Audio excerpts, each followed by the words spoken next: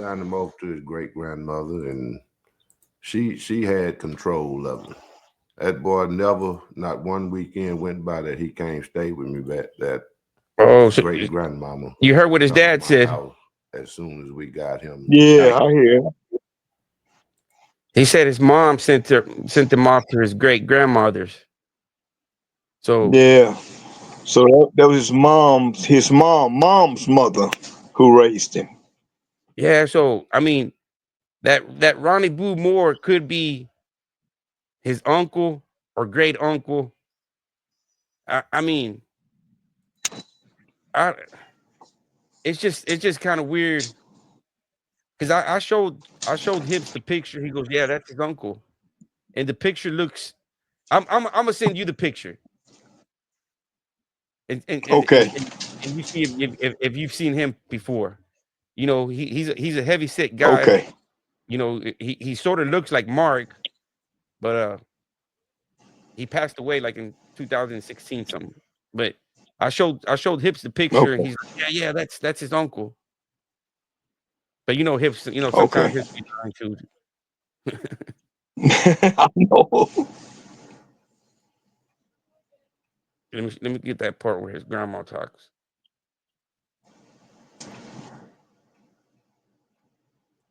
Very controlling.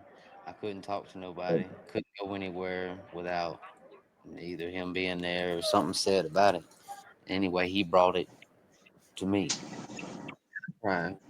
I definitely cried. At midnight, I remember walking back to my dorm. See, like right now, I'm getting calls from a private number. Okay. I don't answer private phone calls, especially this late at night. Yeah. There's probably some type of crazy number calling you or something. Yeah, I don't. After they cleared the count, and I'd cry on the way. You know, ask myself, how would I get into this? You know, and sometimes I'd ask God, how could how could this happen? Because it's something at the time I don't understand at all.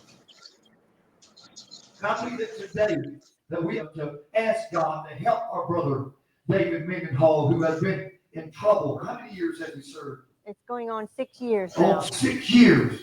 Maybe, we don't know, we don't judge. God, we're not to say whether he did or whether he did not. But Lord, 6 years, God, ought to be long enough. God, 6 years, Lord, ought to be enough time. They moved in here and before the baby came, and they had it furnished nice, and they had everything the baby could possibly want. The church and all gave him a beautiful shower, and everything seemed to be going great, but he would just work to death. And young, he was only 18. We believe in God and protection, and we prayed and had churches, everyone praying for him, and always they'd pray for him at church. If a baby would cry at church, start to cry, well, she'd hear David hand her over to him. When he gets up, well, he picked the baby up and he got up. I guess he with his back turned to the wall and only about a foot space between them. Uh, see, we had this this bed sitting down inside of water bed, big frame, and he gets up on the back side and not very much space between him and the wall there. And I guess he bumped it. He says, Grandmother, he hardly knew what happened because he was half awake and all. But he bumped himself, kind of lost his balance. He threw the baby back on the bed. And she had thrown the covers back. When he got up, he threw them back and it landed on the covers and just rolled right on off. And when he saw what was happening, he's fast. He grabbed for the baby and got it with a little leg, but it had already, by that time, it was far enough down and hit that frame was sitting down on, but all of it was on the floor at the time and hit his little head.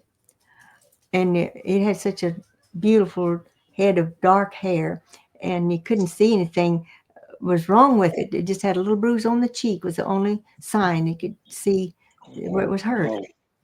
They brought it against him as child abuse and murder. First, and then they called it murder. I didn't have enough years and knowledge under my belt to be a father and be really supportive and force coming and know what to do about it to shape a young person's life, you know, to really be the pillar that I should have been. Now my son is 18 and married, with a baby on the way. Half asleep, too tired to think an accident occurred. Now the baby's dead and the charges are red. Murder in the first degree. Now my son's in prison, wish I could set him free. Well, when you're first coming in, that's what it makes you feel like. It makes you feel like that your life's on the line. That's the kind of positions they put you in.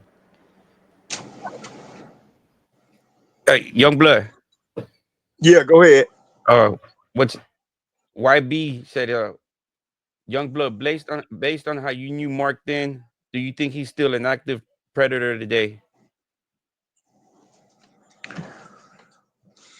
Well, you know, from the medical perspective, it said that they have to go through treatment. And you know, if he haven't been through treatment, and I'm a firm believer in that, then you know, more than likely he probably is, unless he goes through treatment. It's like having an addiction. You know, I'm a firm believer that if you coming off any type of addiction, whether it's alcohol or any type of drugs, some people can go cold turkey and be successful, but that's very slim. It's like a heroin addict. You know, majority you can go online and you can see from facts that majority of heroin addicts they never fully recover unless they actually seek that professional help, and they have to change people, places, and things in order for that sobriety to be upon them. Yes. I mean, you gotta admit your wrongs. You know, if you're still in denial, if you're still in denial, you know, Yes, that's a big part. You know, especially coming on and social that's media. that first. Yes, and see, and that's that first step. You know, um, I don't consider myself a guru for Alcoholic Anonymous, but that first step it stands with all the treatments, whether it's AA, CA, NA, or SA. You have to admit that you're powerless over whatever addiction that controls your life. And you can make all other steps, but if you don't make that first step, hey man, it's a dead end. It is. It is. Yes, the most powerful, that's the most strongest and effective step you can make. Admit that you're powerless over whatever caused you to do these type things. This guy And, said, I think and some people are successful with doing that, but you have to make. See, it's easy to say that you go to your higher power and make these amendments, but that's like a scapegoat. Sometimes you have to publicly admit these things. And until then, man, it's just like a down sparrow. You just spiraling down, man. You just waiting to commit the same crime. If he was to go in, would he revert back to the same things? You know, probably consequences was keeping him from doing it now. In there, it wasn't those type consequences. Out here, if he was to go out here and force himself on someone, that would be consequences. In there, the consequences, yeah, but like you say, he can pay a lieutenant off and keep on going. yeah, and I don't be watching their videos, man, but a lot of subscribers have been saying that uh June 5th over there be cussing and yelling at his little kid, man. Well, he yells, man. I mean, he's that's his. I think that's his personality, man. He has some. He said that he grew up in he went to private school and more like his religion, and not speaking down on any religion and like that, but he was in Catholicism, a Catholic, and majority of them have to go to the priest and admit they're wrong. And he probably just one angry kid. Cause look at how he's talking about his mother. And when you have a male figure, especially the male figure that talks bad about the mother, hey man, I mean, what you going to expect? How he going to do others? You know, Yeah, man, you never talk about your mother or father, man. he speaks bad about his mother, man. You know, that's terrible. Yeah, especially the woman that carried you in her stomach for 9 months, and Yes. she could have gone to the toilet and she decided and just flushed you away. It's Yeah. sad. And yeah. And with him, the way he acts now, his mother probably wish she would have flushed him. Yeah, that's sad. I would. Yeah, how can you talk bad about your mom, and or even at the end of the day they say she was in the wrong. At the end of the day, she's still your mom, and even if she's wrong, she's right. So it's See like your mom. I can't. Exactly. I don't know how they would like say, I'm 40 something years old, and the female that can still slap me around is my mom. You know what I mean? So Yeah. Yeah. I don't And understand. that, yeah, and that's the difference that a mother and a father, because a mother, she won't flush your ass down the toilet, but a father, he'll send your ass trucking on down the sewage where you belong. Oh yeah. Oh yeah. And if he was a son of mine, I'd have flushed him a long time ago. Nope. It says he hasn't. It's sad. Kind of threats come. I've been told that Mm. I'd be on TV. My folks would see me on TV, dead. Murdered in Limestone Penitentiary. Wow. I've had my life threatened a few times. David Jr. was real close to the breaking point. At one time, he called me, and he was nearly to a nervous breakdown, and he wasn't able to eat and keep it on his stomach. And he'd had a homosexuals there and so forth.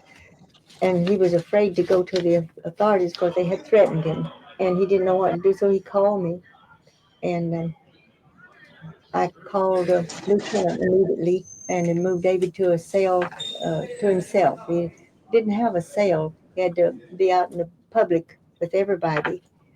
But they put him in a cell to protect him like that, and they moved him from that dorm to another place. So David was recuperated and was much happier. I hope that those kind of experiences, uh, being pimped out and the homosexual activity and such as that he's had to deal with in there, I hope that's something that when he gets out, he can put behind him, uh, not have to talk about it or bring it up, and just let it die in his past, and kind of start fresh from day one when he gets out, and create a new respectable life. Because I never Wow. had, you know what I'm saying? Man, that's Own it. that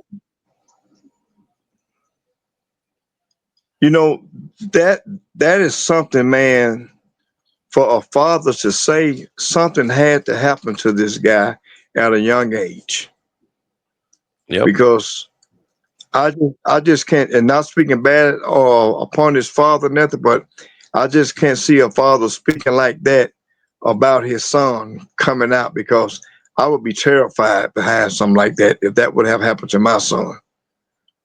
I Yeah. would be raising holy hell about my son being a victim to this madness that went on. Maybe he's different, but I just can't grasp that part where he says being effed out, and maybe he'll leave that alone, leave that behind him. That's graphic. Yeah, and also if it, I don't want to play. After this, yeah, it's Mendelhaus. He starts talking about what happened to him, and there was a relative, and his dad. His dad was like nonchalant, was like, he told me about it, but he didn't tell me to stop it either. So it was almost like Yeah, I think that was his Uncle Jimmy or something. One of his uncles probably his dad brother was doing something to him, but he didn't take the initiative to investigate on what was going on. He just brushed it up under the damn rug. Yeah, And he should have listened to his son. yeah. Even and he said that Mendenhall, he didn't bring it up. He told him about it, but he didn't tell him to make it stop or any of that type of stuff. So the dad was like, I almost feel like the dad was like, I guess he liked it in some type of way, and that he Yeah, he he didn't tell me to stop. So I don't know. yeah, he thought that was wrong. But see, if you heard You know, a Mendenhall, kid like that, man. Go ahead. no, because if you heard Mendenhall, he said it happened around 6 years old. Yeah. So a kid that's 6 years old, man. If you look at your uncle or your father doing something to you like this, hell, you think this type of child's play is normal, Yeah, Just a 6-year-old kid. He think this type foolishness is normal. The same thing when Mark said that someone done him like that. One of his family members betrayed him at a young age. yeah. It had to be a male. Yeah, had to be. And he thought that was normal because he admitted that he liked turning boys out. Yep. I mean, Out and the homosexual activity and such as that he's had to deal with in there. I hope that's something that when he gets out, he can put behind him, uh, not have to talk about it or bring it up, and just let it die in his past, and kind of start fresh from day one when he gets out, and create a new respectable life. because I never had a father. You know what I'm saying? But I always wanted a father. I like turning out. As far as being turned out already, especially by a family member, I kind of felt sympathy for him. I was probably about 6. Because I don't want to play the other part. Wow. The other part is just like Mendenhall tells his story. Even because it's a touchy subject. Some people, some person put it in the comment, man. We're like, what if that person is still around kids, and if he was doing it back then to Mendenhall, when Mendenhall, what's the possibility of other young kids being around the same person, and that person didn't get in trouble for it, and you got Yeah. Mendenhall here, saying that did happen to him. So it's Yes, and this what's going on. This is why you have to bring that awareness about, man. Awareness has to be made because this happened. We see we would think it happened to little girls, but it happened to little boys as well, and we see this. And what this does is just make that cycle repeats itself, goes yeah, on and on. The predator putting this on the prey grows up, it becomes a predator, and the cycle continues. yeah, right. I think It's tomorrow sad. we'll touch up on that, young blood. Oh yeah, sound good, man. Sound good, man. Well, I'm finna Yeah, watch me a little news, see about this weather, and you have a good night, man. And to the guests and the hosts, we appreciate y'all, man. And I'll be out. yeah, y'all have a good night, man. Y'all stay tuned to the next one. Y'all stay blessed and have a good night. Good night, young blood. Okay, bro. Bye bye.